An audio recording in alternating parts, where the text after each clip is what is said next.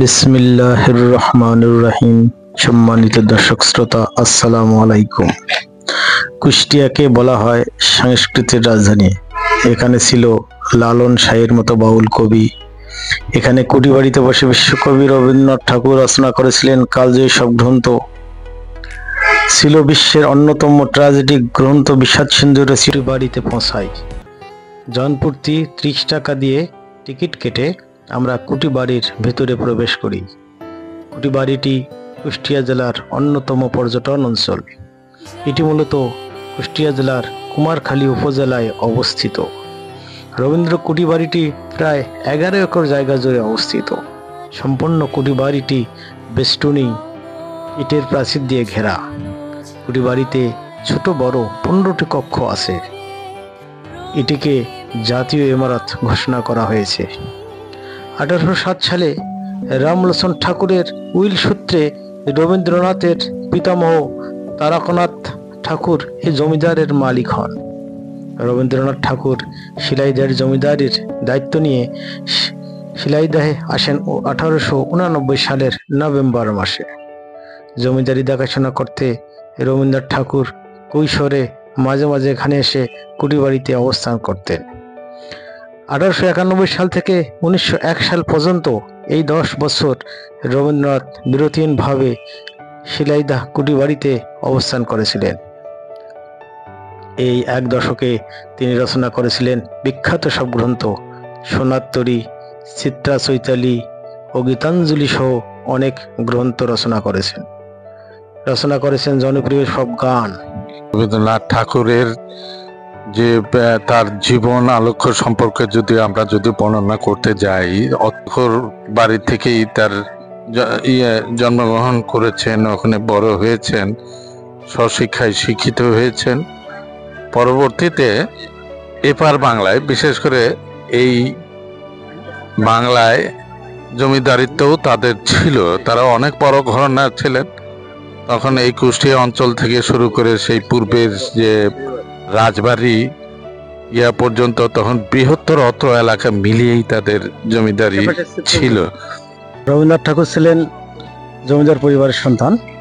সে সময় সমসাময়িক আমাদের বাঙালিদের মধ্যে একটা ধারণা আছে, সমসাময়িক কবি ছিল আমাদের বিদ্রোহী কবি কাজী নজরুল ইসলাম। উনি মূলত গীতাঞ্জলি কাব্যগ্রন্থের কারণেই নোবেল পুরস্কার পেয়েছেন। কিন্তু আমাদের সেই সাথে ওনার আরেকটা সমালোচনা হচ্ছে, উনি সে সময় ইংরেজদের পক্ষ অবলম্বন করেছিলেন এবং ইংরেজের বিরুদ্ধে কখনোই উনি কলম ধরেননি। অপরদিকে আমাদের বিদ্রোহী কবি কাজী নজরুল ইসলাম, উনি ইংরেজের বিরুদ্ধে সবসময় কবিতা রচনা করেছেন। এখন ওনার যে নোবেল পুরস্কার পাওয়ার ক্ষেত্রে অনেকে দায়ী করেন যে উনি ইংরেজদের পক্ষে কবিতা লিখেছেন বলে নোবেল পুরস্কার পেয়েছেন। এ ব্যাপারে আপনার মতামত?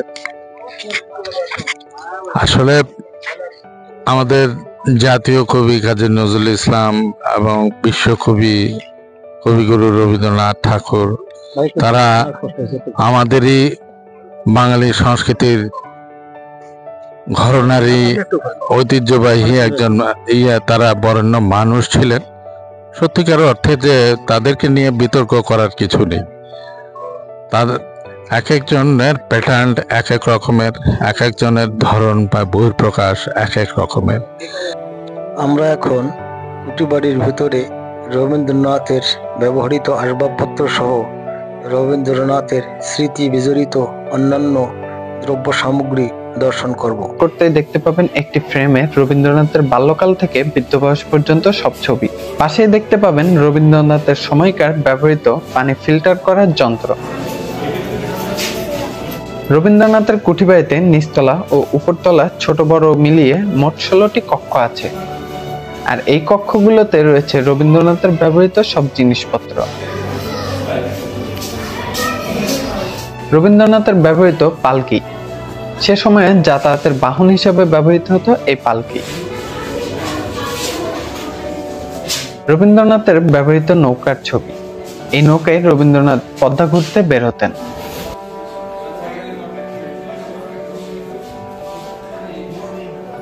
এত সময় যা কিছু দেখলেন সবই ছিল নিচের তলাতে, এখন যাচ্ছি দোতলায়। উপরের তলাতে ঢুকতেই রবীন্দ্রনাথের ব্যবহৃত টেবিল এবং বাম সাইডে রবীন্দ্রনাথের ব্যবহৃত সোফা দেখতে পারবেন। দোতলার এই বারান্দা থেকে খুব সুন্দরভাবে দেখতে পাবেন। কবির ব্যবহার্য জিনিসগুলোর মধ্যে চঞ্চলা ও চপলা নামের দুইটি স্পিডবোট।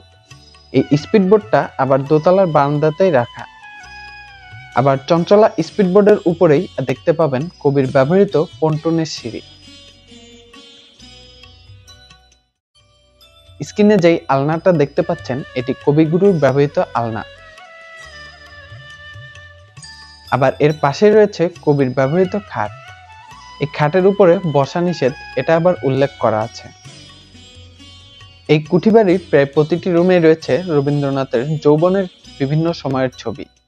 রবীন্দ্রনাথের কুটিবাড়ির সামনে পাওয়া যায় কুষ্টিয়ার বিখ্যাত কুলফি মালাই। আমরা এবার কুলফি মালাই খাবো।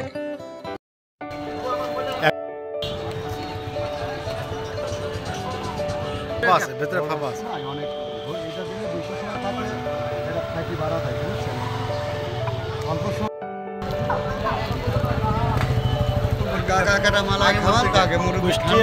বিখ্যাত কুলফি মালাই।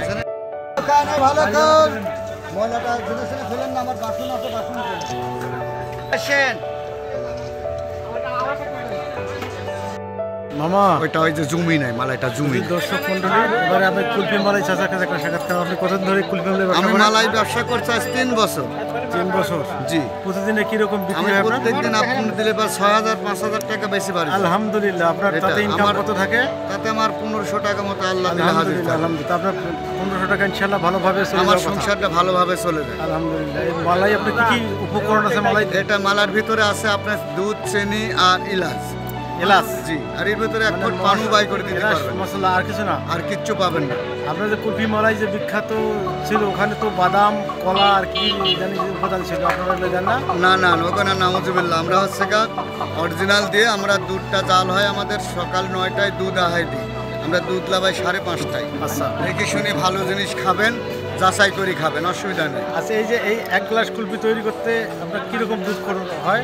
আমাদের ওই মানে দুধ জাল দিয়ে ধরেন 30 কেজি, মালাই হয় 110টা। আচ্ছা, ধন্যবাদ। কুলফি মালাই খাওয়া শেষে আমরা চলে যাই বিশ্বের অন্যতম ট্র্যাজেডি গ্রন্থ বিষাদ সিন্ধু রচয়িতা মীর মোশাররফ হোসেনের বসত ভিটায়। মীর মোশাররফ হোসেনও ছিল জমিদার পরিবারের সন্তান। তার পিতা জমিদার মীর মোয়াজ্জেম হোসেন কর্তৃক নিজ গৃহে মুন্সি দ্বারা আরবি ও ফার্সি শিক্ষা গ্রহণ করেন মীর মোশাররফ হোসেন। পরবর্তীতে তিনি উচ্চশিক্ষা গ্রহণ করেন এবং কালজয়ী অনেক উপন্যাস, নাটক, প্রবন্ধ ও গল্প রচনা করেন। এবার আমি মীর মোশাররফ হোসেনের স্মৃতি জাদুঘরের কিছু দৃশ্য আপনাদের দেখানোর চেষ্টা করছি।